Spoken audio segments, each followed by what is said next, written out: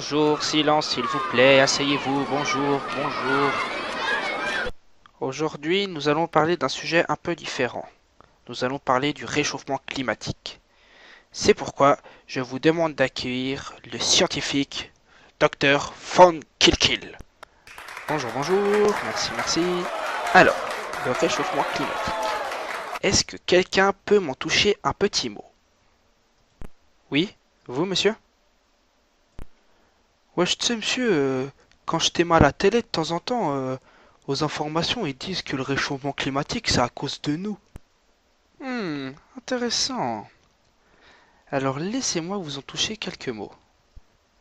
Tous les scientifiques ne sont pas d'accord avec la thèse généralement admise que ce réchauffement résulterait de l'activité humaine. Mais, pour certains scientifiques, ce phénomène est un phénomène normal. La planète n'a jamais cessé de changer de climat.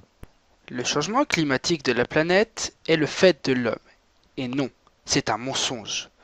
Aucune preuve scientifique ne démontre que le climat est déterminé par le dioxyde de carbone généré ou non par les hommes. Beaucoup de gens pensent que l'homme est responsable de ce réchauffement car c'est ce qui est dit dans les médias, et les médias influencent beaucoup les gens. Le réchauffement climatique provoqué par l'homme n'est pas une théorie scientifique ordinaire. Elle est soutenue par un organisme politique puissant de l'ONU, le GIEC, groupe d'experts intergouvernemental sur l'évolution du climat. On nous dit souvent de s'inquiéter car le climat mondial est en train de changer. Mais le climat mondial n'a jamais cessé de changer. De plus, le climat a toujours évolué sans que nous, les hommes, n'y soyons pour quelque chose. La tendance actuelle au réchauffement remonte à il y a au moins 200 ans. Elle suit une période très froide de l'histoire de la Terre que les climatologues appellent petit âge de glace. Avant le petit âge de glace, il y a eu une période de douceur lors de laquelle les températures étaient plus chaudes qu'aujourd'hui. Une période que les climatologues appellent optimum médiéval. En Europe, c'est à peu près au temps des bâtisseurs de cathédrales. En remontant encore le temps, au-delà de l'optimum médiéval, on découvre d'autres périodes chaudes dont une très longue, durant l'âge de bronze et l'âge de pierre, que les géologues appellent optimum climatique oléocène. Les températures étaient alors sensiblement supérieures aux températures actuelles, et ça durant 3 millénaires. La variation climatique du passé était de toute évidence naturelle. Alors pourquoi serait-ce différent aujourd'hui? Selon la théorie du réchauffement planétaire généré par l'homme, le dioxyde de carbone émis par l'industrie fait grimper les températures. Mais qu'est-ce qui le prouve? Au début du XXe siècle, la majeure partie du monde se trouve dans l'ère pré-industrielle. Très peu de gens ont une voiture ou même l'électricité.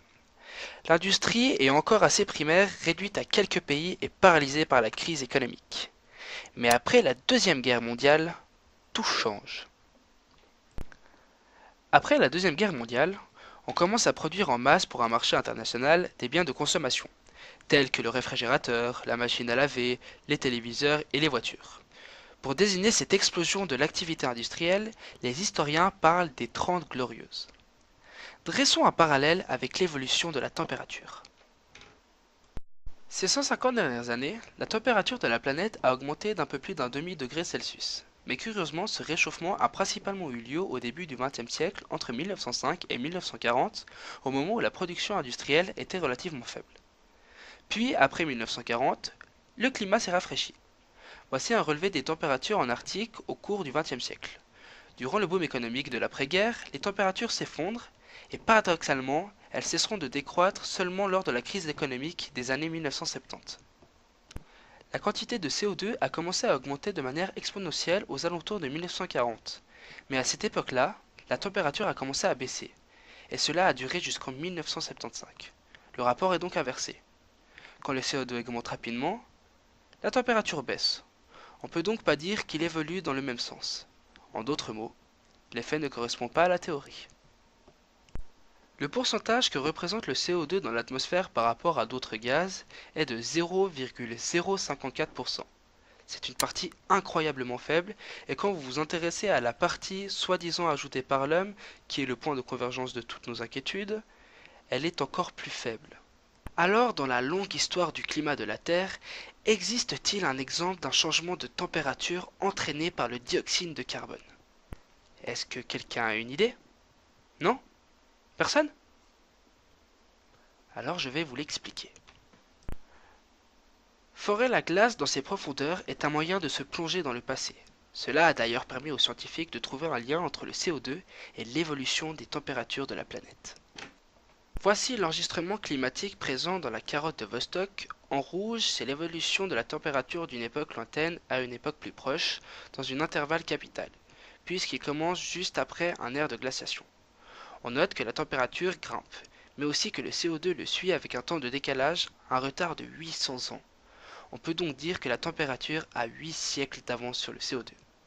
Le réchauffement climatique entraîne le CO2. Mais comment le réchauffement des températures peut-il faire augmenter la quantité de CO2 contenue dans l'atmosphère? Quelqu'un a une réponse? Non? Alors la réponse se trouve au fin fond des océans. Comme vous l'avez si bien appris dans vos manuels de géographie, l'océan et l'atmosphère s'échangent le dioxyde de carbone. Quand l'océan se réchauffe, il rejette du CO2 dans l'atmosphère.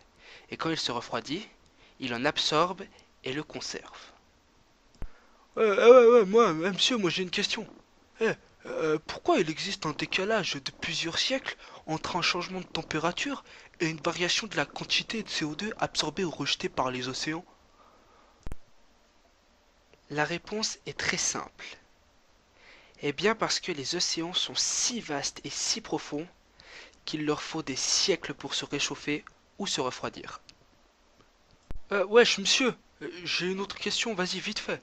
Euh, mais si le CO2 n'est pas le moteur de l'évolution climatique, alors qui l'est? C'est une excellente question.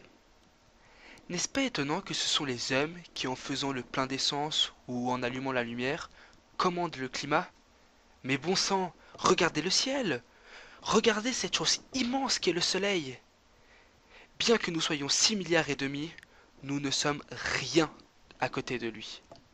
Nous savons aujourd'hui que les taches solaires sont des champs magnétiques intenses qui apparaissent en période d'haute activité solaire.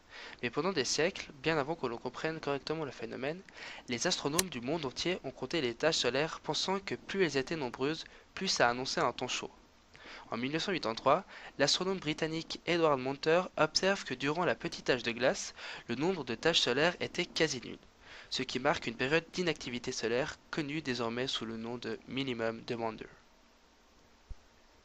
Vous pouvez observer sur ces deux graphiques, d'abord celui de gauche, en bleu la température de la surface de la Terre en Antarctique, et en jaune le dioxyde de carbone. Elles ne sont pas liées l'une à l'autre. Et maintenant, regardons celui de droite. En bleu, toujours la température de la surface de la Terre en Antarctique, et en rouge, les variations de l'activité solaire. Donc, ouais monsieur, moi je sais. Je t'écoute.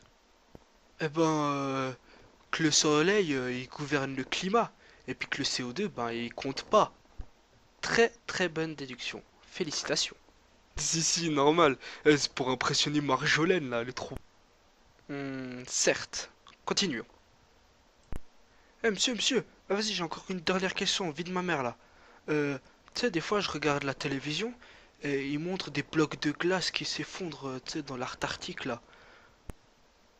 Vous voulez certainement dire l'Antarctique? Oui, quelle est votre question? Ouais, l'Antarctique, c'est ça, ouais. En fait, j'aimerais savoir, ces blocs de glace, s'ils tombent, c'est à cause du réchauffement climatique? Je vois aussi tous ces programmes télévisés relatifs au réchauffement planétaire montrant des grands blocs de glace qui s'effondrent sur les bords des glaciers.